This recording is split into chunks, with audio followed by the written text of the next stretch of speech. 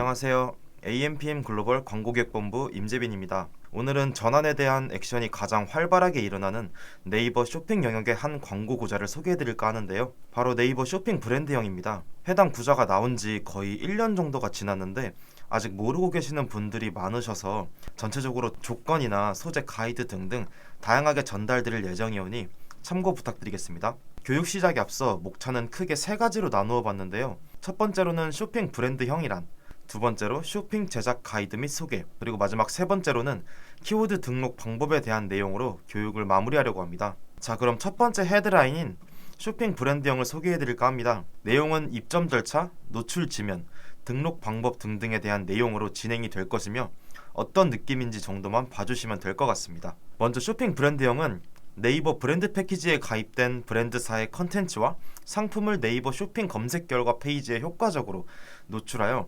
브랜드와 제품 라인업을 홍보할 수 있는 브랜드 전용 검색 광고 상품입니다. 노출 구자는 PC와 모바일 지면이 조금 다른데, PC 같은 경우에는 위 이미지에 보이시는 것처럼 우측 상단과 하단에 이루어지게 되며, 모바일 지면의 경우에는 검색바 바로 밑 상단 구자와 최하단 구자인 하단 구자로 나뉘게 됩니다. 여기서 중요한 건 네이버 브랜드 패키지에 가입된 브랜드사만 집행이 가능하다라는 건데요. 해당 내용을 조금 더 디테일하게 짚어드리기 위해서 다음 페이지에 제가 준비해봤습니다. 말씀드린 브랜드 패키지입니다.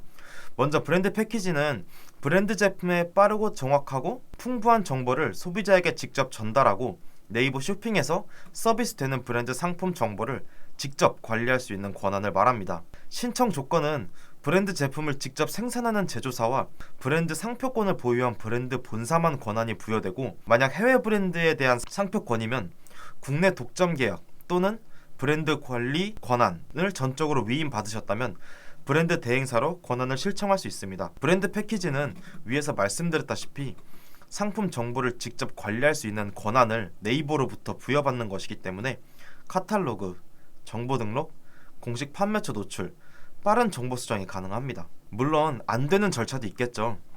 이 중 하나라도 안 되면 권한 승인이 불가한 상황이 몇 가지 있는데, 첫 번째는 브랜드 상표권 관리자가 아닐 때, 두 번째는 계약 관계가 명확하지 않을 때, 세 번째는 상표권의 정보와 일치하지 않을 때, 네 번째는 상표권 지정 분류의 상품을 실제 판매 중이지 않을 때, 그리고 마지막 다섯 번째는 독자적인 브랜드 가치가 확인되지 않을 때입니다. 상기 내용 중 하나라도 해당이 안 된다면 권한 승인이 불가하니 잘 참고해 주시면 좋을 것 같습니다. 다음으로는 쇼핑 브랜드형 광고 등록 절차인데요. 일반 쇼핑 검색 광고 등록 방법에서 선택지만 다를 뿐 거의 비슷하다고 보시면 됩니다. 캠페인 설정 당시에 쇼핑 검색 유형으로 선택해 주신 후 그룹 설정에서 쇼핑 브랜드형으로 선택해서 그룹을 생성해 주시면 됩니다.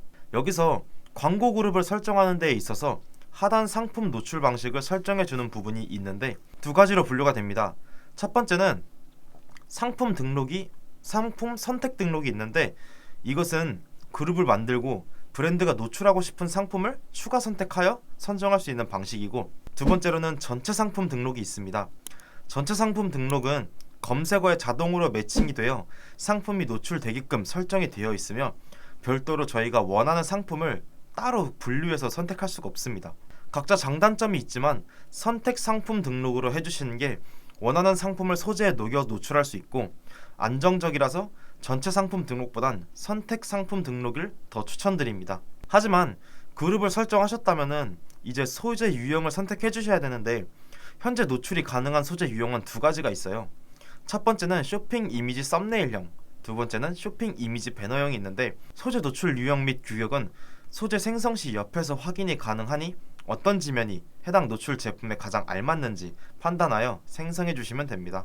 자, 두 번째는 소재에 대한 제작 가이드를 조금 설명드리려고 합니다. 기본적으로 보여지는 지면이 달라 PC와 모바일의 규격이 다르기도 하고, 다른 확장 소재 부분에서도 기준이라는 것이 존재하기 때문에 해당 내용을 인지해 주시면 집행에 어려움은 없으실 겁니다. 먼저 소재에 필수로 들어가는 메인 이미지와 로고 이미지에 대한 규격을 간단하게 설명드리려고 하는데요. 제가 해당 내용을 하나하나 설명드리면서 읽어드리기보다는 잠시 동영상을 멈추고 체크를 해주시는 것이 보시는 분들에게 더 편할 것 같아서 좀 깔끔하게나마 제가 정리를 해보았습니다. 여기서 중요한 거는 각 이미지별 사이즈 및 파일 사이즈를 중점으로 보시면 됩니다. 또한 쇼핑 브랜드형은 확장 소재가 존재하는데요.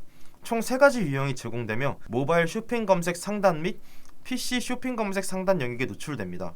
3가지 유형으로는 쇼핑 브랜드 동영상, 쇼핑 브랜드 라이브, 쇼핑 브랜드 이벤트가 있는데요. 위 이미지를 보시면 어디에 노출이 되는지를 알 수 있습니다. 여기서 쇼핑 라이브 확장 소재 같은 경우에는 브랜드가 진행하는 라이브 커머스를 연동해 광고 소재로 노출할 수 있는 확장 소재인데, 소재는 방송일 기준으로 하루 전, 방송 중, 방송 후로 분리되며 때에 맞게 소재를 세팅해 주시면 됩니다. 다음은 동영상 소재인데요. 브랜드와 제품을 생동감 있게 소개하는 고품질의 영상으로 별도의 연결 URL을 등록할 수 있습니다. 동영상 소재 같은 경우에는 길이는 15초 이상, 파일 용량은 1기가 이하기 때문에 웬만한 동영상은 노출이 가능하며 규격은 16:9 비율 정도로 맞춰주시면 됩니다. 커버 이미지 역시 사이즈 비율은 동일한데 파일 용량은 10MB 이하로 등록해주시면 문제없습니다. 다음은 마지막 헤드라인인 키워드 등록 방법에 대해서 알 건데요. 일반적인 네이버 검색 광고는 보통 파워링크처럼 원하는 키워드를 직접 등록하는 방식이지만 조금은 다르게 접근을 합니다. 그 상세한 내용을 지금부터 다뤄드리겠습니다. 우선 쇼핑 브랜드용의 키워드 등록 방식은 총 3가지가 있습니다. 첫 번째로는 내 브랜드 키워드. 이것은 브랜드 키워드를 포함한 확장 키워드를 말합니다.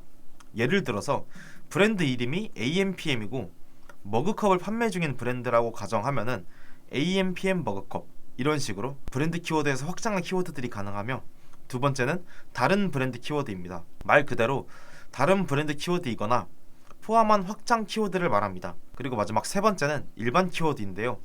흔히 소비자들이 검색하는 일반, 메인, 세부, 고유 키워드 등을 말합니다. 여기서 주의할 점은 아까 노출 구조는 상단과 하단으로 나뉘었다고 말씀드렸었죠.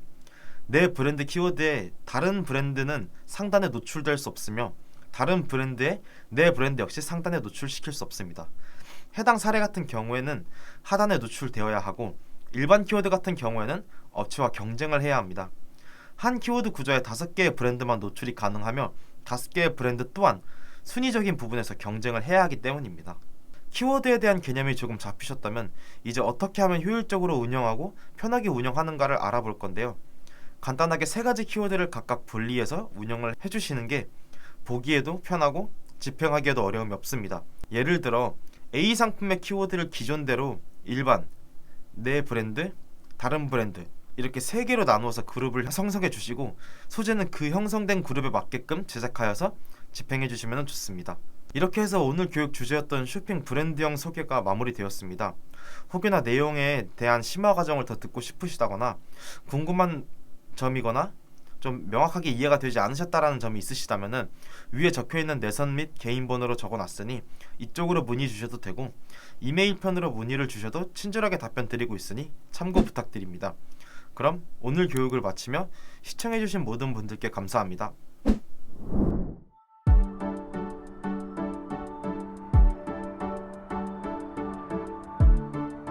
구독과 좋아요는 컨텐츠 제작에 힘이 됩니다.